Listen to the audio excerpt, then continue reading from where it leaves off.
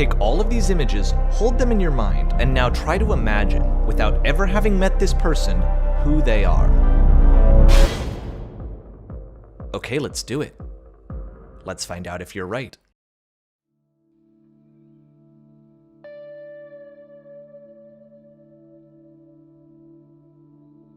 Walking simulators are a genre that is always expanding. It's difficult to put into words what makes a video game a walking simulator, a new genre that has the potential to be useful for narrative. It's an interactive medium that allows players to navigate through the story's journey and unpick and analyse the plot. Walking simulators walk you through a narrative. Walking simulators are defined by the primary goal of the game, to explore a world, and through exploration let the narrative unfold.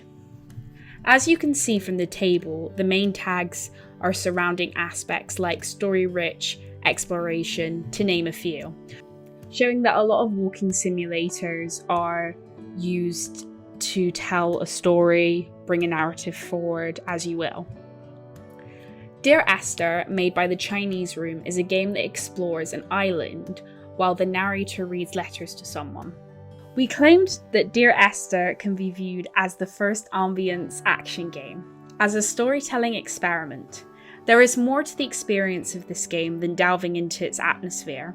Dear Esther offers an abandoned island to explore which reveals narrative fragments, while players wander around the moonlit shores.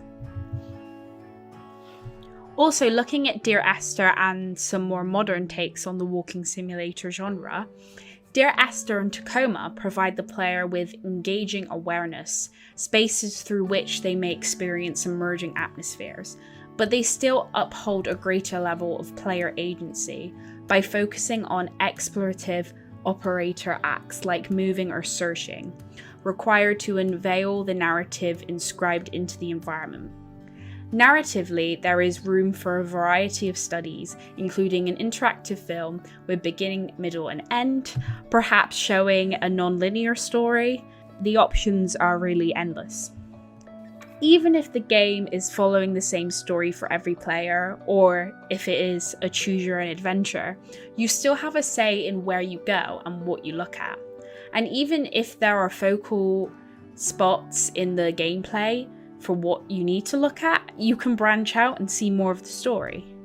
The video game is a meta-medium in the sense that its underlying technology allows the non-reductive incorporation of all other major presentational media, spoken text, written text, as well as all kinds of sounds and images, both still and moving. Neither a written text nor a movie clip is lessened in their medial form by being part of a video game, which means that video games can employ their expressive potential to the full. Though they do not need to, if they want, they can tell a story as well as a movie or text, simply by presenting a movie or text. Another little aspect that I just want to kind of bring up is the aspect of removing gaming mechanics. Can be seen as making the game more accessible and more universal. With genre, walking simulators can really go in any direction. Referencing genre thus allows us to communicate similar characteristics between shifting clusters of text. Not that a text exclusively belongs to one group, it has, for example, becoming rather common for first-person shooters to implement elements that are more dominantly ascribed to stealth, role-playing, and platform games.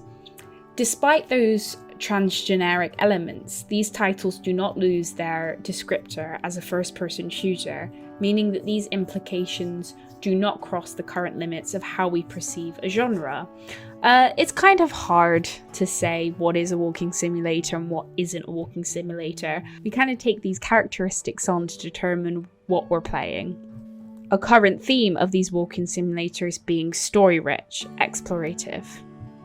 I want to go over some quick examples. So Firewatch, a game that allowed for a narrative conflict when there wasn't really anything going wrong with it in the first place. I don't want to spoil the game, but it really does make an interesting point about narrative. We suspect something more extreme than what we actually find out, although what we find out is very sad and upsetting, we thought there was a bigger mystery hidden behind it, when that was not the case. Some people found the story to be lackluster. I disagree with that, but everyone's valid to that opinion that they felt that way due to the game, and it's actually quite interesting that people felt that way when they finished the game. What Remains of Edith Finch is another example. This exploring the theme of death, normalizing it. Again, really interesting narrative there. Taking something that's quite upsetting to talk about in Western society and kind of bringing up that it's a normal thing that happens to everyone. And this is a very dark thing to talk about, but a walking simulator allowed this narrative to happen. The Beginner's Guide, another great example, running around themes of death of the author, which again is another really interesting narrative to talk about, and again the walking simulator allowed that to happen. With the future of walking simulators, I believe the future of walking simulators could in depth show narrative portraying elements that could not be as effective in other mediums. Interactive storytelling are necessities to the qualities of this medium.